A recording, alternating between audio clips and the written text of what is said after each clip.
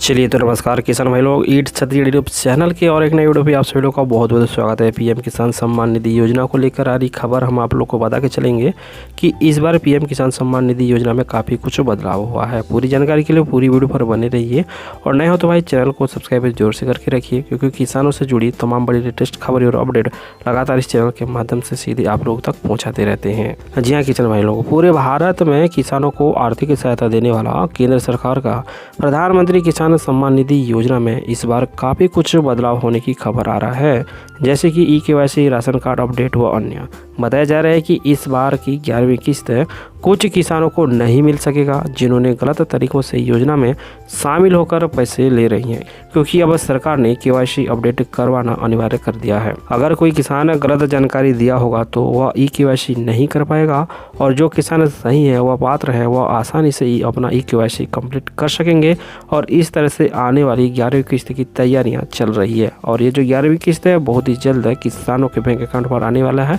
उसको लेकर आगे जानकारी हम आप लोगों को इसी वीडियो पर बताएंगे। किसान भाइयों, आपको बता दें किसानों को आर्थिक रूप से मदद करने के लिए यह योजना शुरू की गई थी।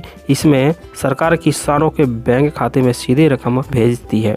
पिछले महीने सरकार ने नए साल की सौगात देते हुए पीएम किसान सम्मान निधि योजना के तहत 10वीं किस्त के पैसे जारी किए थे। सरकार किसानों को 10वीं किस्त उनके बैंक अकाउंट पर भेज दी है, और बाकी जो किसान बचे हुए हैं जिनके अब तक पेमेंट रिलीज नहीं हो पाए हैं उनकी तैयारियां चल रही है। और इसका जो पीरियड है 31 मार्च तक बताया जा रहा है, और जिन किसानों को अब तक पैसे नहीं मिले हैं 10वीं किस्त का, तो वो 31 मार्च के पहले उनके बैंक अकाउंट पर पहुँचने की खबर है। लेकिन इसके पहले जो किसान भाइयों ने अपना ई-केवाईसी कंप्लीट नहीं करवाई है तो अपना ई-केवाईसी कंप्लीट कर लीजिएगा। बात करते हैं अगली किस्त की, यानी कि 11वीं किस्त कब आएगा। तो किसान भाइयों, खबर आ रही है कि मार्च के बाद किसानों के खाते में 11वीं किस्त आएगी।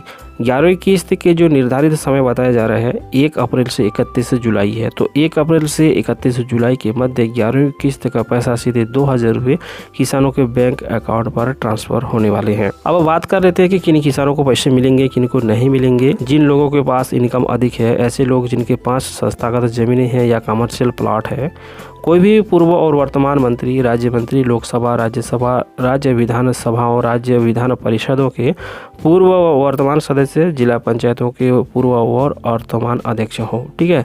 और ऐसे रिटायर्ड पेंशनर जिनकी मंथली इनकम 10,000 रुपये से या उससे अधिक हो, तो ऐसे लोग इस योजना का लाभ नहीं ले सकेंगे। पीएम किसान सम्मान निधि योजना का लाभ उनको नहीं मिल सकेगा।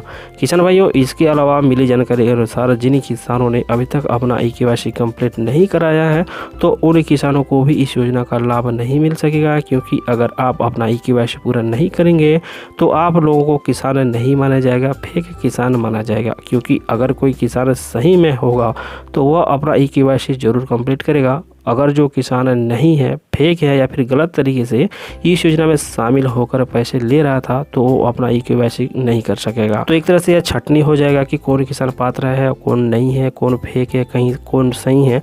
ये सारी चीज़ का छटनी ई-केवाईसी के माध्यम से हो रहा है। यह योजना किसानों के बीच लोकप्रिय बन गया है। किसानों को इससे काफ़ी फायदा हो रहा है, क्योंकि इसमें समय समय पर मिल रहे योजना की किस्त के पैसे किसान अपनी खेती किसानी में उपयोग कर रहे हैं।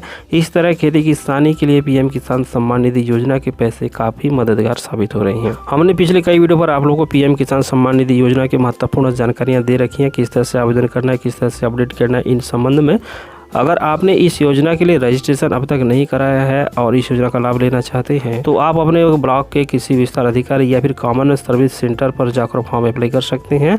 आने वाले समय पर इस योजना में शामिल होकर आप भी इस योजना का लाभ ले सकते हैं। इस योजना में जरूरी डॉक्यूमेंट, दस्तावेज आप लोग को यूट्यूब में, गूगल पर आसानी से मिल जाएगा। बहुत सारी वीडियो मिल जाएंगे, बहुत सारे आर्टिकल मिल जाएंगे, उसके माध्यम से भी जानकारी आप लोगों को मिल जाएगा। या फिर आप लोग कमेंट करेंगे तो अगली वीडियो पर हम आप लोग को बताएंगे कि किस तरह से आप पीएम किसान सम्मान निधि योजना में आवेदन कर सकते हैं, किस तरह से फॉर्म भर सकते हैं, कहाँ जमा करना है, कब जमा करना है, क्या क्या डॉक्यूमेंट लगाना है, सारे विषय पर हम अगली वीडियो पर बताएंगे अगर आप लोग कमेंट करेंगे तो। उम्मीद करते हैं जानकारी अच्छा लगा तो वीडियो को लाइक कीजिएगा, मित्रों को शेयर कीजिए, चैनल को सब्सक्राइब नहीं किया तो सब्सक्राइब करके बेल आइकन दबा के रखिए। मिलते हैं अगली वीडियो पर और एक नया महत्वपूर्ण जानकारी के साथ। तब तक के लिए नमस्कार।